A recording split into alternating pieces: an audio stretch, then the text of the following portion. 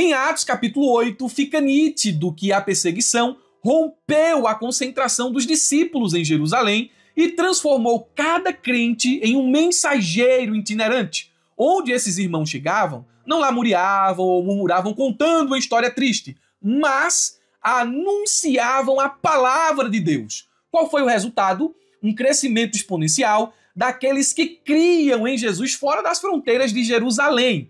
Na lição de número 10, estudaremos o tema a expansão da igreja.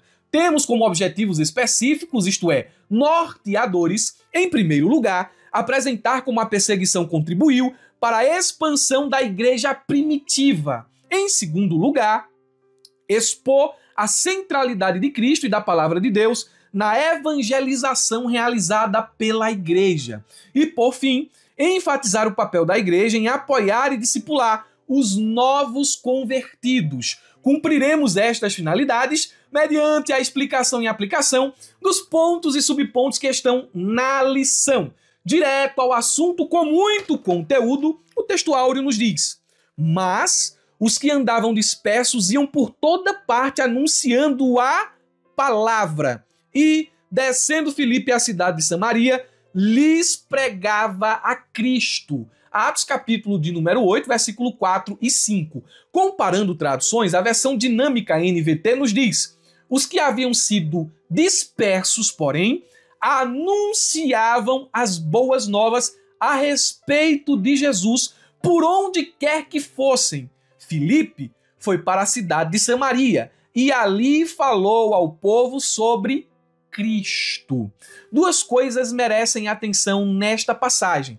Em primeiro lugar, observamos a progressão da narrativa. Passamos de uma advertência, capítulo 4, versículo 21, a açoites, capítulo 5, versículo 40. Agora, estamos saindo do martírio de Estevão, capítulo de número 7, versículo 58 ao 60, a então perseguição à igreja em Jerusalém, capítulo de número 8. Há uma escalada, uma progressão na história que Lucas vem desenvolvendo a respeito da igreja em Jerusalém. Em segundo lugar, o texto também visa demonstrar como os objetivos literários e divino estão em curso e se cumprindo apesar das adversidades e oposições. Qual é o objetivo literário e o objetivo divino? Está em Lucas, em Atos, capítulo 1, versículo de número 8. Vocês vão receber poder e serão minhas testemunhas em Jerusalém, Samaria, Judeia e até os confins da terra. O texto está mostrando que a igreja está rompendo as barreiras, está saindo do cercado de Jerusalém e chegando nas cidades adjacentes. Chegou em Samaria, chegou em Judeia e nos próximos capítulos do livro de Atos veremos como o evangelho chegou até os confins da terra. A verdade prática nos diz: a igreja só crescerá quando ultrapassar seus próprios limites e levar a mensagem de Cristo para além de suas paredes. É a função da igreja. A função da igreja é orar, é adorar, mas também proclamar. E no exercício do proclamar, a igreja não prega só dentro de um prédio. John Wesley já dizia, obviamente que em um contexto muito diferente, ele foi privado de pregar em algumas cátedras, mas ele dizia o seguinte: o mundo é o meu púlpito. E a igreja deve ter essa ideia. O mundo é o meu púlpito. Os pregadores devem ter essa ideia. O mundo é o meu púlpito. Todos os irmãos, homens, mulheres, jovens, crianças, devem ter esta ideia. O mundo é o meu púlpito. Devemos anunciar Jesus nos quatro cantos da terra. E eu deixei aqui uma atividade pedagógica que você pode aplicar na sua sala. Vai ser bem interessante. O nome dela é Desafio Missionário. E o objetivo é desafiar os alunos a reconhecerem que a missão da igreja não se limita às suas paredes, mas a alcançar pessoas em todas as esferas da vida, cumprindo a ordem de Cristo. Você vai precisar de uma cartolina grande ou mais de uma cartolina, canetas e marcadores coloridos e as bíblias de seus alunos abertas em Atos capítulo 8 e em Marcos capítulo 16 e 15, textos complementares. O professor, no desenvolvimento da atividade, irá ler o capítulo 1, versículo 8 de Atos e o capítulo 16, versículo 15 de Marcos, destacando que a igreja ela cresce, ela avança quando rompe barreiras geográficas, culturais e espirituais. Você vai dividir a sua classe em grupos, e aí fica a critério do professor, a depender da classe, e vai dizer a esses grupos que eles devem escrever exemplos de como a igreja pode anunciar o evangelho em cada esfera. Então, pegando a cartolina, cada grupo ele vai desenhar 4 círculos. E esses círculos eles são concêntricos. Como assim? A cidade de Jerusalém no centro e aos arredores desse círculo principal, Judéia, Samaria e confins da terra. Aí a reflexão é a seguinte: Jerusalém, o círculo que tem o nome de Jerusalém, ações dentro da própria congregação ou comunidade próxima em torno da igreja. Judéia, testemunho na cidade ou bairro onde vivem. Samaria, alcance em ambientes hostis com barreiras culturais ou sociais. E confins da terra, envolvimento em missões, apoio e envio de obreiros. Cada grupo deve apresentar uma ideia principal e o professor vai organizar essas ideias a fim de mostrar como se forma uma estratégia missionária completa. Como podemos alcançar essas quatro esferas aqui. Lógico que eu estou utilizando essas expressões, Jerusalém, Judéia, Samaria, confins da terra, em um sentido metafórico. Depois do compartilhamento das ideias, o professor pergunta à classe: se nossa igreja fosse proibida de se reunir neste templo a partir de amanhã, será que o povo da cidade onde você está, onde estamos, ainda ouviria falar de Cristo por meio de nós? Ou nosso culto está ligado ao templo? Como podemos estourar a bolha e parar de pensar só em Jerusalém, igreja local? A gente vive uma bolha. O mundo está acontecendo lá fora. As coisas estão em desenvolvimento. Pessoas de tribo, raça, nação estão vivendo, estão partindo sem Cristo, mas a gente pensa só na nossa bolha. Eu fui em uma cidade aqui do Ceará, Canoa Quebrada, e lá tem uma rua chamada Broadway. Nessa rua você encontra gente de toda parte do mundo. Gente da África, da Ásia, da Europa. E andando por essa rua, em um dia movimentado de noite, eu percebi a pluralidade cultural e como o mundo é vasto, além da bolha que eu vivo. A igreja ela não pode pensar só, dentro da nossa metáfora, em Jerusalém. Então, essa reflexão ela deve levar os alunos a pensar nisso. Como podemos contribuir para a missão que deve chegar até os confins da terra, mesmo vivendo na igreja local? O fechamento dessa atividade pedagógica pode ser feito com um chamado à oração, pedindo que cada participante assuma um compromisso pessoal de viver como testemunha de Cristo além das paredes da igreja. É essa a impressão que essa lição e que principalmente essa atividade pedagógica deve causar nos alunos. Vamos à exposição dos pontos e subpontos. Quero pedir, como sempre faço, aos meus irmãos do YouTube, curtam, comentem e compartilhem. Pelo amor de Deus, irmãos, vamos compartilhar e vamos comentar para que esse vídeo chegue a mais pessoas. Eu conto com a ajuda de vocês. Aqui na descrição do vídeo está o link para você fazer o download gratuito do subsídio que estou usando e também o download também o link para você conhecer a plataforma da ferramenta EBD. Clica, pois vale a pena conhecer essa ferramenta. Olha para mim aqui. É o lugar onde o professor da escola dominical encontra tudo o que precisa em um só lugar. Quer conhecer a ferramenta EBD? Clica no link aqui embaixo e faça como mais de 10 mil professores. Ponto 1. A igreja diante da perseguição. E o subponto 1 nos diz: embora perseguida, não fragmentada. A perseguição não quebrou a unidade, a união da igreja. E veremos isso a partir da exposição de Atos capítulo 8. O subponto diz: por conta da perseguição que foi movida contra Estevão, o evangelista enfatiza que os cristãos foram dispersos pelas terras da Judéia e de Samaria, exceto os apóstolos. Os capítulos 4 e 5 de Atos registram a perseguição focada mais sobre os apóstolos líderes da igreja. o fato de eles não terem se dispersado, como fizeram os demais crentes, não significa que eles também não foram perseguidos. Eles ficaram em Jerusalém porque a igreja, sob pressão e perseguição, precisava deles. Então, os líderes permaneceram lá. O que está em foco aqui é a intensidade que a perseguição atingiu, que daquele momento em diante alcançaria todos os crentes. Deve ser também destacado que, mesmo perseguida e dispersa, essa igreja não se desorganizou, nem se fragmentou, mas continuou uma igreja forte e unida. Vamos ao texto bíblico. Nós temos aí uma parte desse capítulo 8, versículo 1, que faz parte do fechamento, ficou redundante, né? Uma parte que faz parte do fechamento do capítulo 7. E Saulo consentia na morte de Estevão. Aí começa aqui meio que uma ideia nova.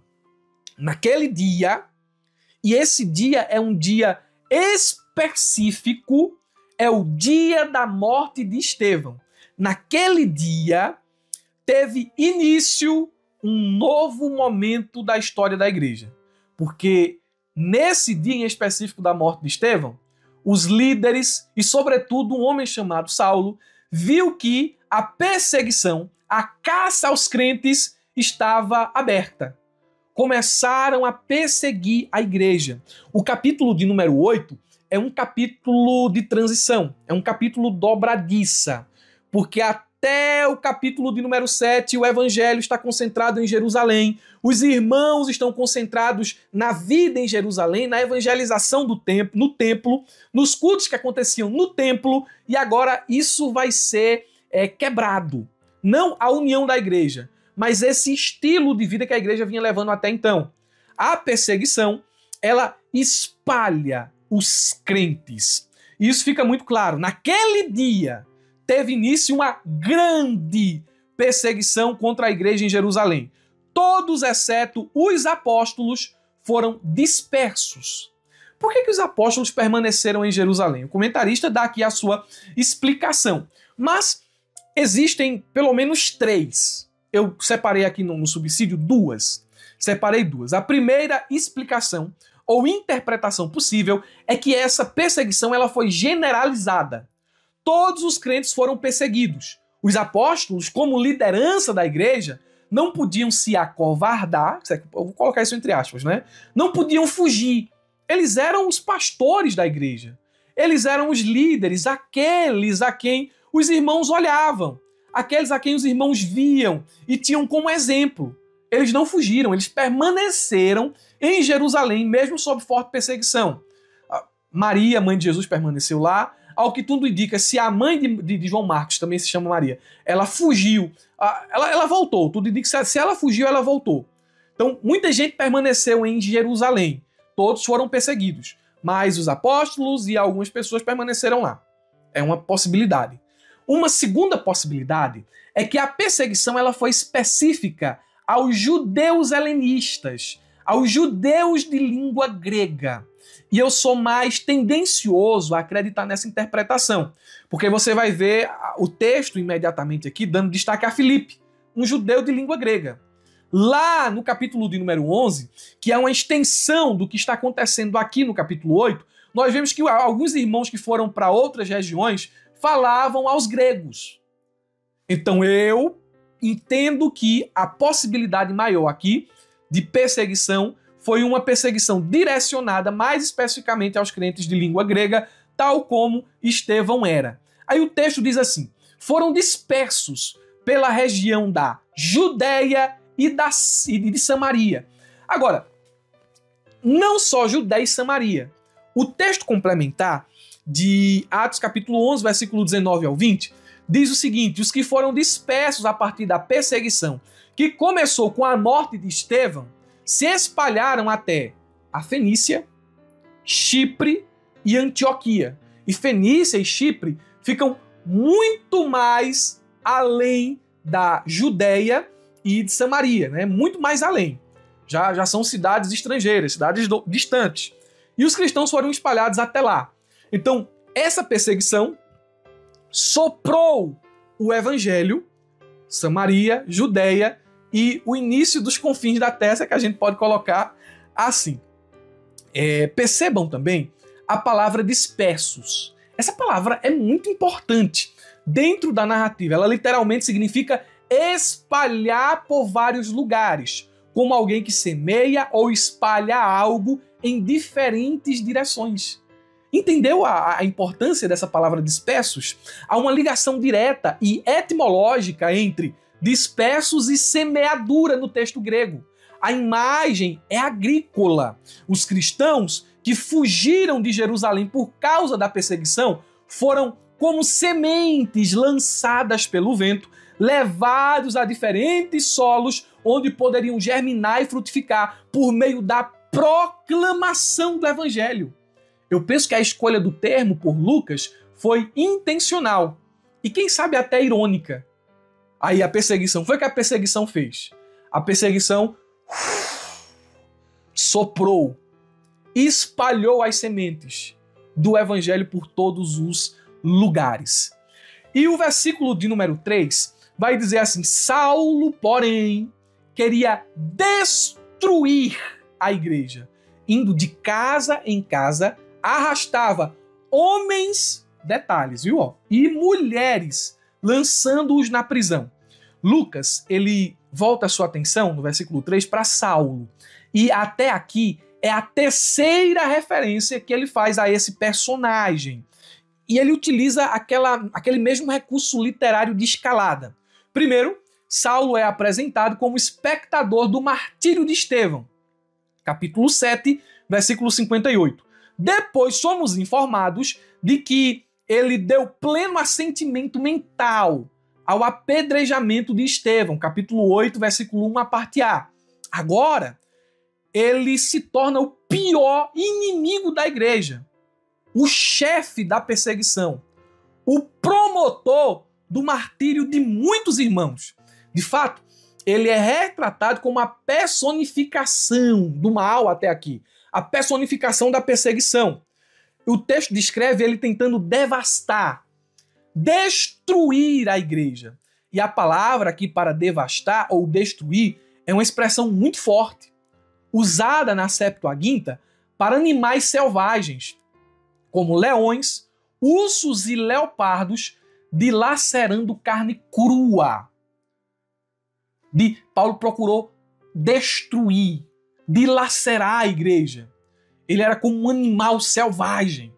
Esse é o retrato que o texto está pintando de Saulo. E veja que ele era tão terrível que não fazia diferença entre homem e mulher. Ele lançava os homens, mas também lançava as mulheres na prisão. O ódio dele era tão grande que ele queria prender os crentes mesmo fora de Jerusalém. Ele não era como Gamaliel. Apesar de ser discípulo de Gamaliel, ele não tinha a mesma moderação de seu mestre. A gente pode aqui conjecturar que neste tempo Saulo tinha entre 28, 30 anos de idade. Perseguidor da igreja, fariseu de fariseu. E não só isso, era perseguidor, era torturador, era um homem terrível. Ah, tu é crente, né? Peraí, vem cá. Nega Jesus. Nega Jesus ou eu corto o teu dedo. Nega Jesus ou eu te açoito. Ele torturava os irmãos, para que os irmãos blasfemassem de Jesus. E quando um crente era preso, Paulo dizia, merece a morte. Ele dava o voto dele para que aquele crente fosse morto. Aqui é o retrato que nós temos de Saulo. Mais à frente o conheceremos como missionário. Mas esse missionário até então era um animal selvagem que procurava destruir a igreja.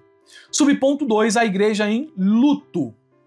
A lição diz: a narrativa de Lucas destaca que uns varões piedosos foram enterrar Estevão e fizeram sobre ele grande pranto. Capítulo 8, versículo 2. Parece que esse texto está fora de ordem, não é? Parece que o evento seria mais ou menos, deveria ser, né? Mais ou menos o seguinte: o sepultamento de Estevão, a perseguição da igreja, a apresentação de Saulo como perseguidor e a igreja dispersa. Mas aí a gente tem a dispersão, o sepultamento de Estevão e a apresentação de Saulo. Só que Lucas, como hábil escritor, ele entremeia o sepultamento de Estevão com esses dois acontecimentos, a dispersão da igreja e a apresentação de Saulo, para mostrar que esses eventos estão relacionados. Que a morte de Estevão promoveu isso. O sangue do primeiro Marte semeou, regou a terra para que a semente do evangelho nascesse nos mais diferentes lugares. Lucas quer mostrar isso. E o texto é interessante, porque a expressão no grego aqui significa literalmente homens reverentes, tementes a Deus. E segundo o Craig Kinner, esse termo aqui, homens reverentes, homens tementes, varões piedosos, como aparece em nossas traduções, sugere que não necessariamente essas pessoas aqui fossem crentes. Como assim, irmão Murilo? O testemunho de Estevão impactou tanto as pessoas em seus dias que homens que não faziam parte da igreja, da comunidade dos crentes, deram um sepultamento digno a Estevão. Por quê? Porque todo detalhe no texto é importante. Estevão foi sepultado e houve um grande lamento. O Talmud judaico ensinava que um homem morto por apedrejamento era um criminoso e não merecia lamento nenhum. Pela lei, pelo costume, pelo Talmud, Estevão deveria ser enterrado em qualquer lugar. E por ele ninguém lamentaria. Morreu como um criminoso apedrejado. Mas o testemunho de Estevão, sua morte, sua vida, impactou tanto os moradores de Jerusalém. Penso eu que a ideia seja mais ou menos essa. Que homens não crentes disseram, esse Estevão, ele é digno do nosso lamento. Estevão é digno da nossa consideração. Não vai ficar com o corpo aí exposto, não vai ser enterrado de qualquer maneira. Vamos lamentar e chorar. Esse homem merece o derramar das nossas lágrimas. Era um santo homem de Deus. Aí a lição prossegue dizendo, é interessante os detalhes, né? Mas não desesperada, subponto 3. Sepultaram Estevão, a igreja vivenciou, obviamente, o luto de um de seus líderes, mas ela não se desesperou. E a lição diz, o fato é que a igreja pranteou Estevão, aquele entende que os homens piedosos faziam parte da igreja, né? Pranteou Estevão, chorou por ele e lágrimas foram derramadas. Contudo, o texto não mostra uma igreja desesperada, desmotivada ou devorada pela tristeza. Um de seus membros, queridos e ilustres, havia padecido, né? Havia sido morto, trazendo consequências para todos, mas isso não a calou, nem tampouco a impediu de manter-se entusiasmada para avançar no testemunho de Cristo. Aqui eu quero fazer aplicações. Eu quero olhar para esse texto aqui, olhar para esse momento chave e extrair algumas lições que precisamos ouvir. Primeiro, destacamos que a passagem em tela, ela corrige aquela ideia falsa que é comum em nosso meio. A morte de um crente é a morte de um crente, entenda. O crente está partindo dessa para melhor. Então, chore não, rapaz, não lamente não. Lucas está demonstrando que a morte de um justo dói. Quando o homem de Deus parte desta vida para estar com Cristo, ele de fato vai para melhor. Ele de fato é promovido às mansões celestiais.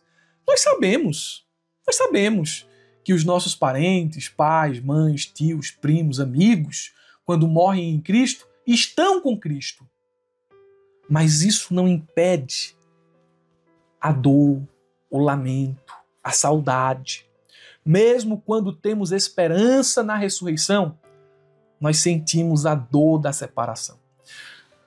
Já fazem quase 20 anos que meu pai faleceu. Eu tinha 12 anos na época, hoje estou com 32, caminhando para 33. A gente acostuma a conviver com a saudade. A gente acostuma a conviver com a dor da partida, da perda. Mas o fato de a gente acostumar implica que a gente não vive chorando todos os dias, não é? A gente aprende a conviver com a saudade, mas a saudade existe. A saudade está lá. O crente, ele deve chorar, não é errado chorar, não é errado lamentar, não é errado vivenciar o luto. Pelo contrário, o luto deve ser vivido. Só que como o luto é vivido, aí já é assunto para outra aula. Às vezes o luto dura 3 meses, 6 meses, 1 ano até. E chega um tempo em que, se o luto durar mais que isso, o crente ele deve procurar ajuda. Ajuda. Mas o luto deve ser experimentado. A questão é, o crente não pode se desesperar e agir como aqueles que não têm esperança, conforme 1 Tessalonicenses, capítulo 4, versículo 13. Eu fui em um velório de um irmão e eu vi a família chorando, sentindo a dor da partida, não é? Do líder do lar. Vi os filhos chorando, mas na hora do culto fúnebre, a esposa cantou um hino. A esposa cantou um hino. Cantou um hino adorando a Deus, louvando a Deus. O filho pegou na madeira do caixão e fez da madeira meio que um púlpito. O pai, deitado nesse paletó de madeira, ele segura no caixão, olha para os presentes e diz: meu pai morreu em Cristo. Ele está com Cristo. Nosso coração está dolorido. É a saudade. Mas eu quero dizer aos presentes aqui, vocês precisam morrer como ele. Morrer em Cristo. A fim de que, na morte, vocês tenham esperança.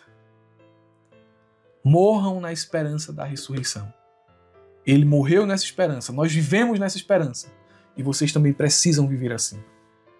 Chorou, lamentou, mas não se desesperou. Em segundo lugar, toda a visão triunfalista de que a vida cristã sempre será marcada por prosperidade e ausência de dores é refutada aqui nessa passagem.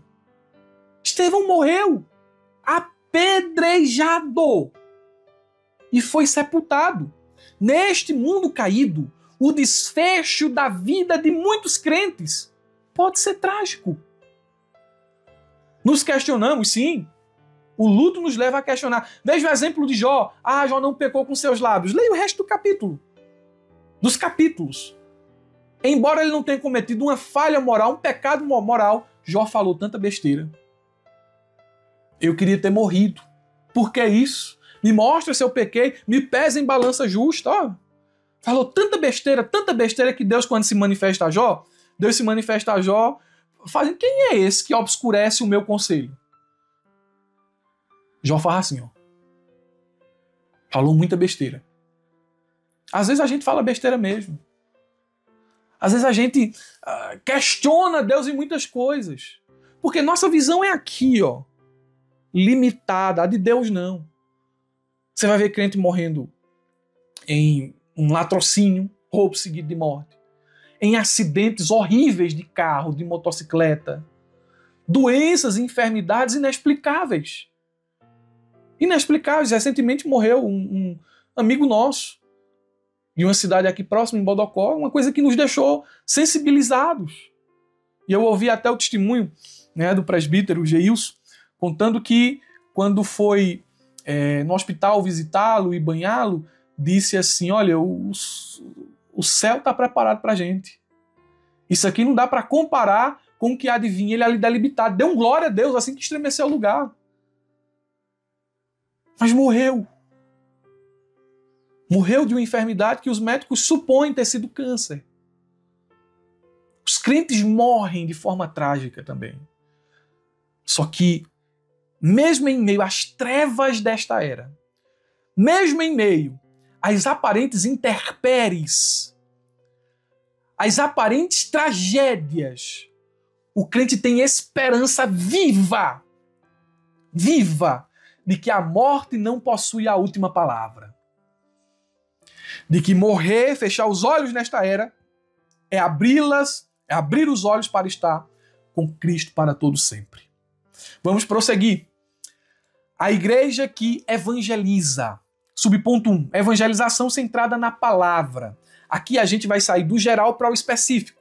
Estamos deixando de lado todos os crentes dispersos e agora focaremos em um crente em específico. Um irmão chamado a função diaconal. Não ofício, Vocês lembram, né, da aula que a gente teve? A função diaconal.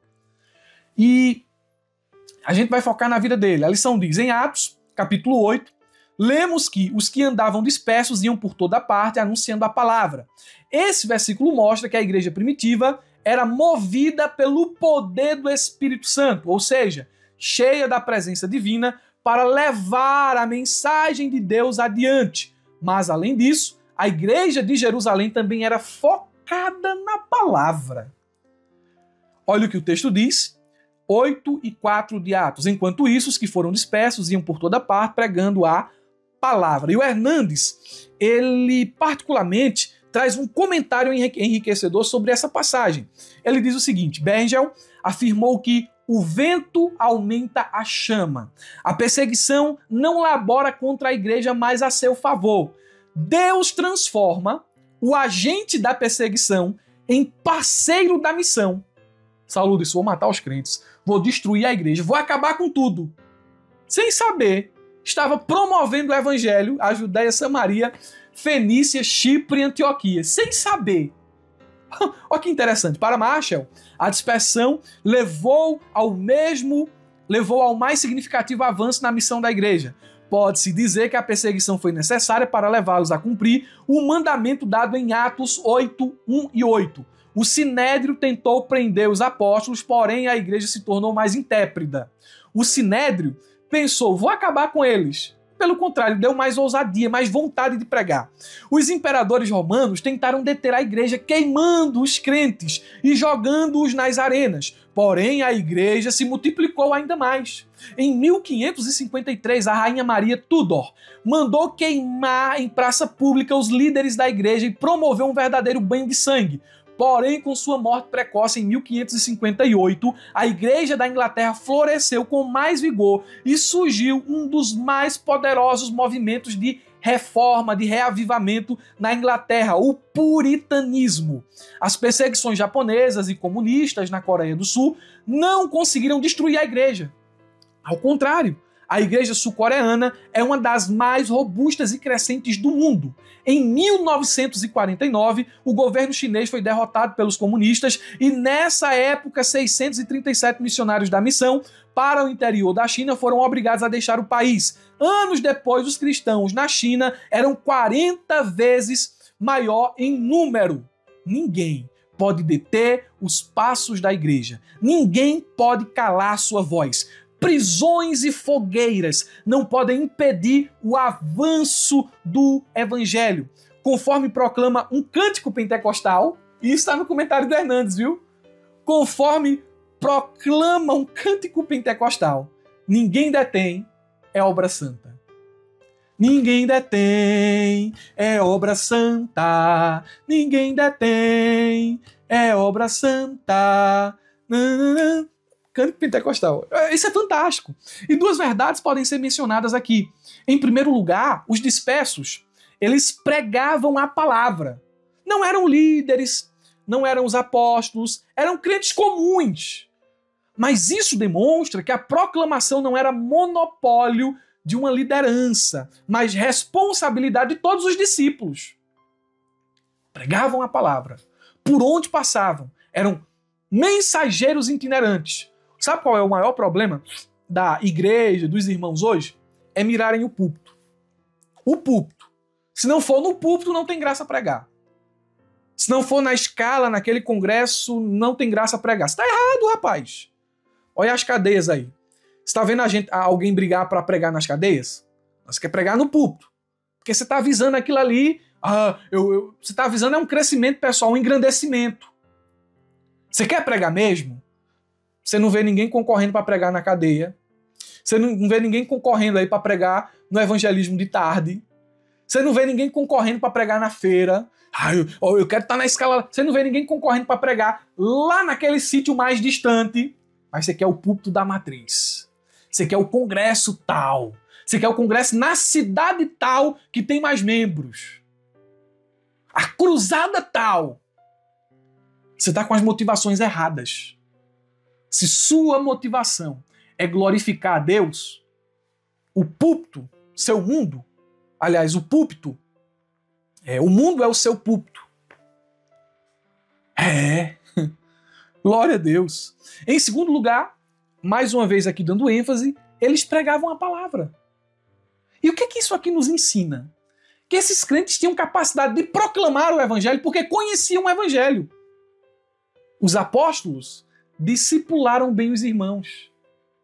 E eu vou bater nessa tecla aqui de novo. Por que os irmãos tinham condições de pregar? Porque os irmãos aprenderam a palavra de Deus. Os irmãos não aprenderam só movimento, não. Porque parece que o ápice de uma pregação é o tchá, tchá, ei, pé, pô, pô. É isso. Não.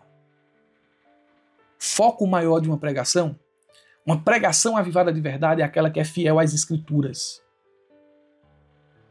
Mas tem gente que foca em movimento, em zoada, em barulho, em emocionalismo. Não, o foco é ser fiel às escrituras.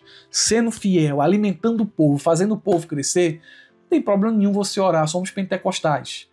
Mas teu foco, em primeiro lugar, deve ser fiel a Deus e a sua palavra. É a palavra quem sustenta os crentes. E não a oração que acontece depois. É a palavra que alimenta os crentes.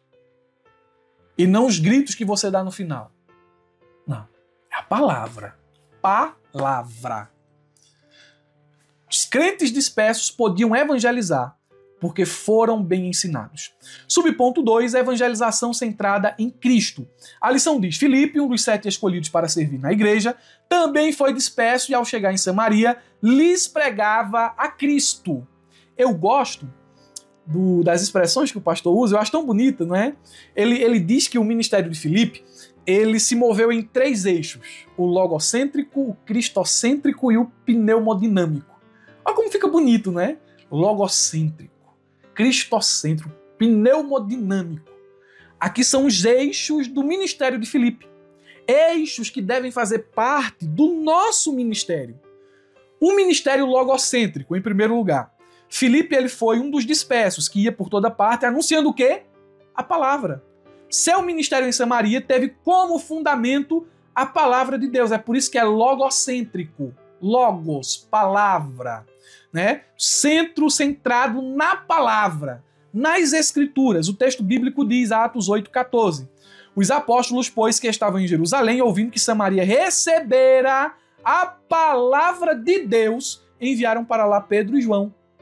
Rapaz, um homem com função diaconal saiu daqui, está lá em Samaria, e está um movimento terrível lá, tremendo. Como assim, um movimento? Ele está falando besteira lá? Não. Ele está só emocionando o povo lá? Não. Ele pregou a palavra de Deus lá e o negócio lá está pegando fogo. Não é um fogo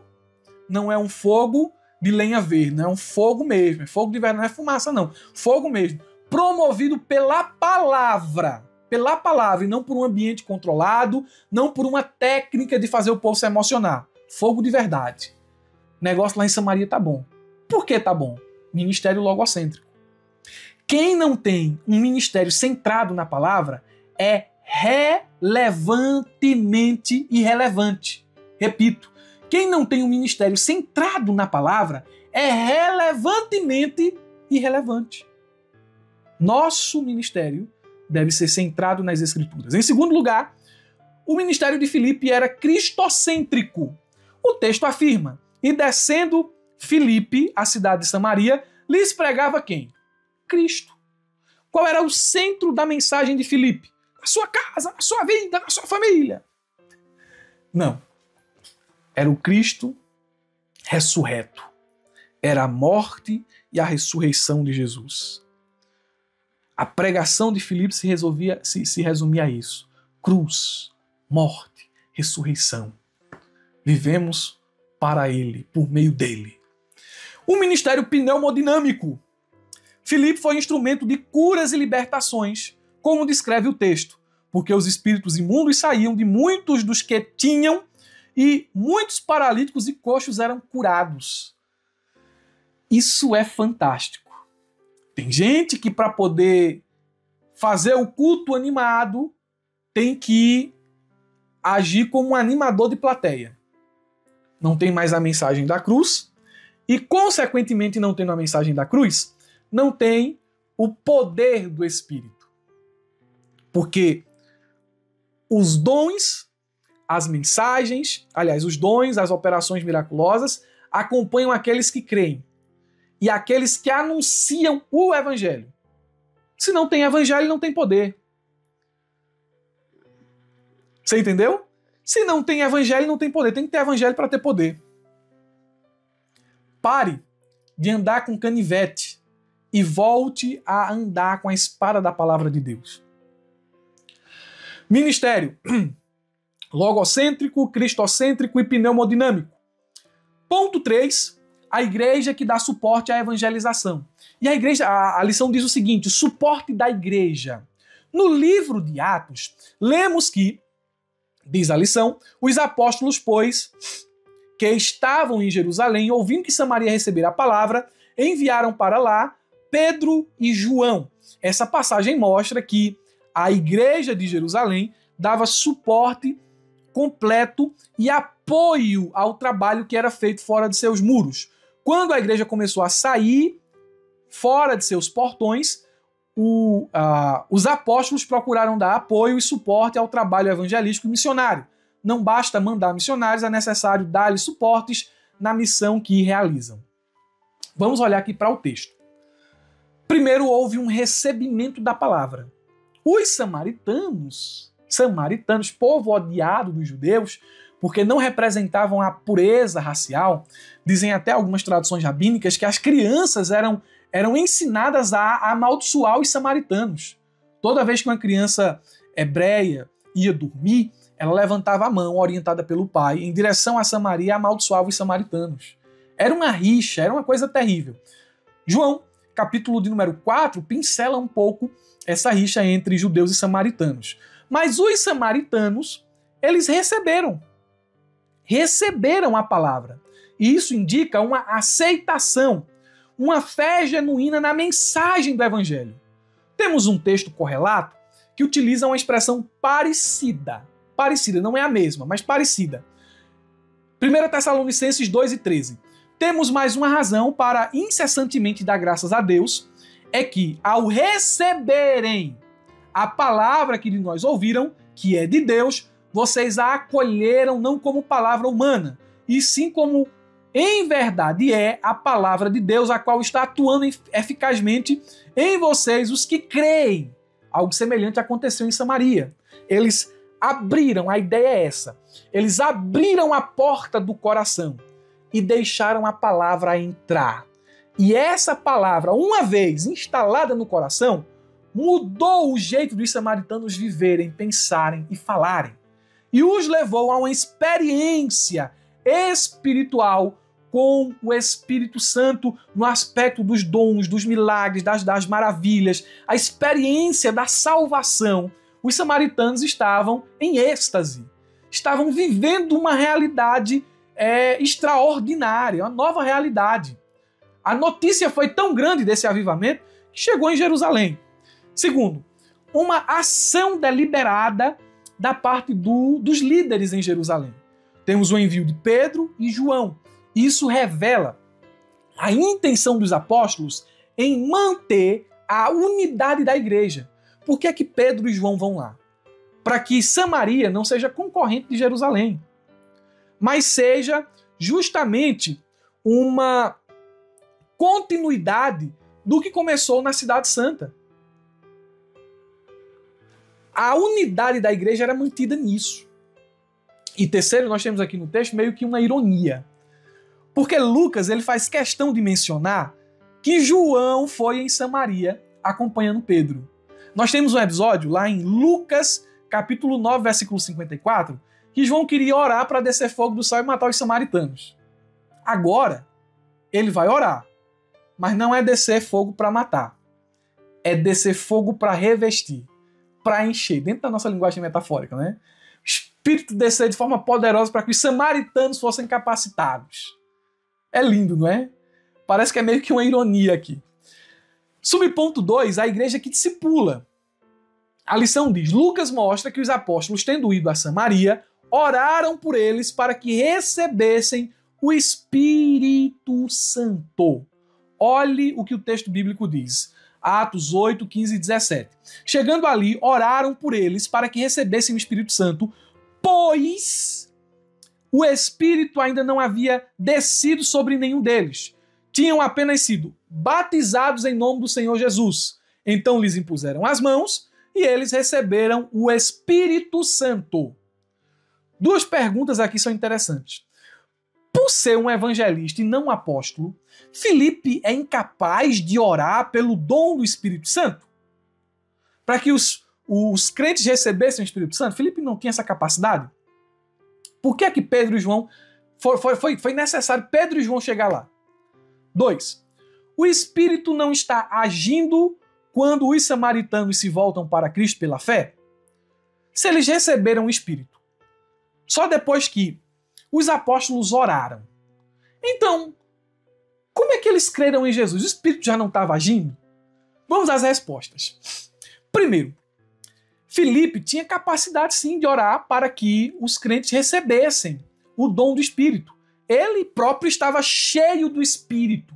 Entretanto, Deus enviou os apóstolos Pedro e João a Samaria para indicar que, por intermédio deles, aprovava oficialmente um novo nível do desenvolvimento da igreja, a agregação dos crentes samaritanos. Deus confirmou essa nova fase da igreja, enviando o Espírito Santo como um sinal visível de sua divina presença. E olha aqui o propósito. Assim como declarou sua divina presença entre os crentes judeus em Jerusalém, assim também afirmou que estava próximo dos crentes samaritanos. Então, nota-se que, quando Pedro chegou à casa de Cornélio, batizou os crentes lá, qual foi a aprovação de que os gentios estavam sendo incluídos na igreja? O derramar do Espírito. Deus estava aprovando essa nova fase em Samaria por ministério dos apóstolos. Eles receberam a ordem. Samaria, Jerusalém, confins da terra. E por meio deles, Deus estava aprovando a inclusão dos samaritanos. Penso que seja o sentido literário aqui que o texto quer transmitir, ok? Até porque você, como crente, já deve ter tido a experiência de orar por alguém e aí essa pessoa ter recebido o batismo no Espírito Santo. Não é? Em segundo lugar, o Espírito está agindo aqui. Você vê, os sinais são visíveis na igreja. Coxo andando, paralítico andando, espíritos imundos saindo. E a própria salvação dos crentes samaritanos, porque receberam a palavra, creram em Jesus, salvação. Foram batizados como evidência dessa fé que tinham agora em Cristo. E só receberam o Espírito depois que os apóstolos impuseram as mãos e oraram. O que isso significa? Significa algo visível, verificável e que é distinto da salvação. A experiência com o Espírito, ela é distinta da salvação. É uma experiência que se tem após a experiência da salvação. Preste atenção. Olha como o padrão é interessante. Em Jerusalém, eram crentes que estavam ali. Eram crentes. Esses crentes receberam a capacitação do Espírito. Em Samaria, eram crentes também. Crentes estavam ali. E eles receberam a capacitação do Espírito depois que creram. Na casa de Cornélio, do mesmo jeito. Com Saulo, do mesmo jeito. Lá na cidade de Éfeso, Paulo pregou, já eram crentes que estavam lá, mas Paulo anunciou Cristo, anunciou a doutrina do Espírito e orou por eles, receberam o Espírito. É meio que um padrão que Lucas vem estabelecendo em sua narrativa, nos ensinando que o enchimento, a promessa do batismo, do revestimento de poder é para o crente salvo. Vamos progredir. Tem algumas aplicações aqui que vocês podem depois utilizar na classe, né? Eu vou citar rapidamente aqui algumas. Primeiro, a questão de a oração ser o canal da ação de Deus. Foi quando os apóstolos levantaram as mãos que os crentes receberam o derramar do Espírito Santo. E ali é uma coisa muito simbólica, mas eles oraram. E a oração é o meio pelo qual Deus ele quis agir no meio da igreja. Os discípulos não operaram mágica, não seguiram nenhum ritual místico, não, eles oraram, a igreja ora. E a segunda aplicação que eu coloquei aqui foi a seguinte: a teatralização. Cuidado! Porque tem gente que para batizar no Espírito Santo, aquela coisa toda tem que ser um movimento terrível, uma coisa terrível. Uma vez eu vi um pastor pegando assim na cabeça da irmã e fazendo assim: batiza! Batiza! A irmã, se eu fosse a irmã ali, a irmã falava em língua logo, para acabar com aquela tortura. Porque o cabelo da irmã já tava dessa altura assim, ele... E aquela coisa toda. Misericórdia, não precisa disso não. Quem batiza não sou eu, não. Ei, batiza, batiza, batiza. Olha o poder saindo de mim aqui. Quem batiza não é a gente, não. Quem batiza é Jesus. É Jesus. Quando eu fui batizado no Espírito Santo, eu estava sozinho, orando em uma congregação com outro irmão. Eu e outro irmão. Ele estava lá no outro canto da parede, eu estava no canto da parede com o rosto no chão e fui batizado no Espírito Santo ali. Então tem gente que quer apelar, quer forçar. Batizou aqui, batizou nada. Você vê que nos congressos acontece muito isso, né? Batizou o terceiro, foi não. Às vezes conta com a mesma pessoa 5 vezes. A mesma pessoa no congresso só é batizada 5 vezes. Para dizer, no final batizou 30, 40. Cuidado com a teatralização. E por fim, meus irmãos, vamos concluir, para a aula não se estender muito. Sem o recebimento do Espírito, o discipulado está incompleto. A lição diz: Filipe pregou a Cristo e realizou muitos sinais entre os samaritanos, levando-os à fé e ao batismo nas águas. Mais tarde, os apóstolos Pedro e João foram enviados para que recebessem o Espírito Santo, completando assim o discipulado desses novos crentes. Para os apóstolos, o discipulado estava incompleto sem o recebimento do Espírito. Eu tenho um problema com a construção desse texto aqui. Lucas estabelece um padrão? Sim.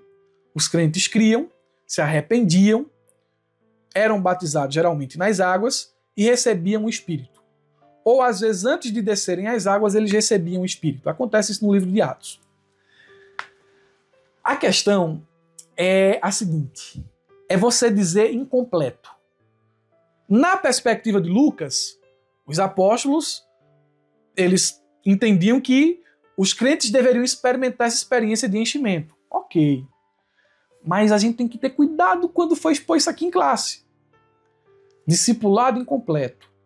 Para que quem ainda não é batizado no Espírito Santo não se sinta um crente de segunda classe, um crente inferior.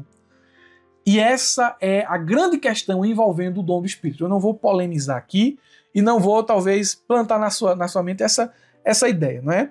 Mas preste atenção. O batismo no Espírito Santo não tem nada a ver com salvação. Ele é um revestimento de poder.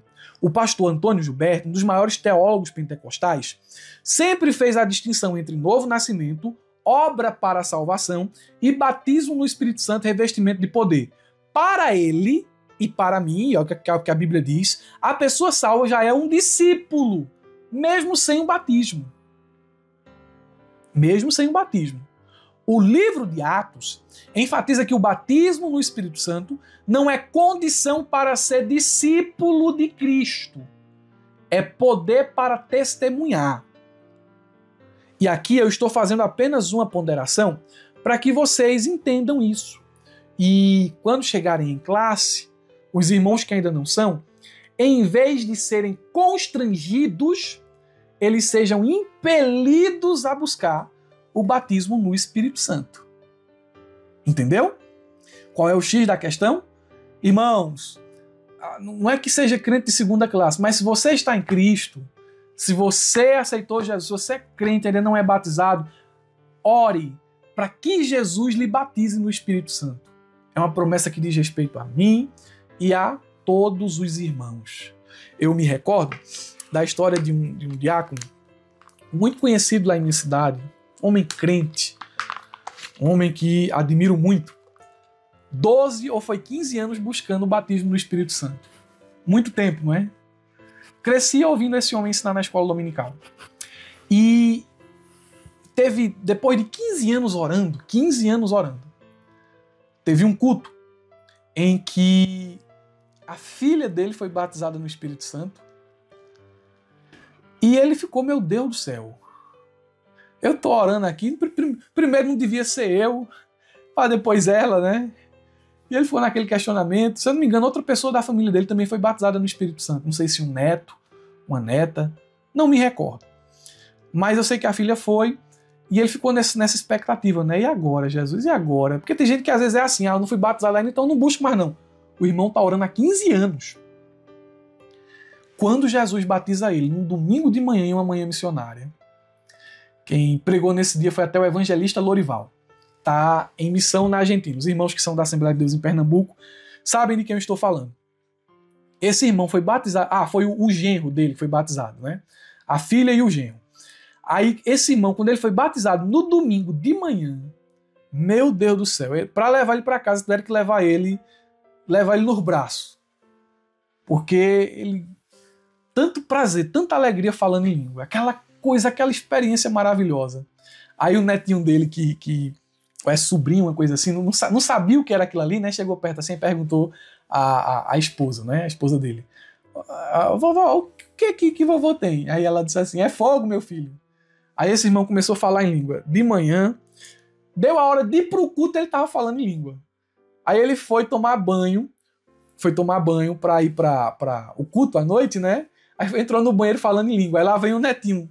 Olha, aí viu o vô entrando no banheiro. Aí chegou assim, puxou a avó assim e disse, não vai apagar o fogo, não. Aí ela foi e disse assim, meu filho, esse fogo aí, a água não apaga, não. É uma coisa maravilhosa. Batismo no Espírito Santo é uma experiência para todos nós. Alguns, infelizmente, vão partir dessa vida para outra, como foi o caso do meu pai. Meu pai tinha o maior desejo de ser batizado no Espírito Santo. Era um crente cheio, mas não teve a experiência de ser revestido aqui. Mas não era um crente de segunda prateleira. Não era um crente inferior. Um crente de discipulado incompleto. Entendam. Crente cheio do Espírito Santo. Não experimentou a experiência do revestimento. Eu quero que os irmãos tenham cuidado quando for expor esse subponto. Você está orando há 10, 20 anos? Continue orando. Continue orando. Tudo tem seu tempo, tudo tem o seu momento. E se não for aqui, teremos plena habitação. Teremos pleno conhecimento, plena experiência com Deus na eternidade. Amém? Deus abençoe, meus irmãos. Qualquer dúvida, estamos à disposição. Não se esqueça, olha aqui para mim, eu quero desejar a vocês um ótimo final de semana, uma ótima aula de Escola Bíblica Dominical, mas olha para mim aqui, não se esqueça, abra a jaula.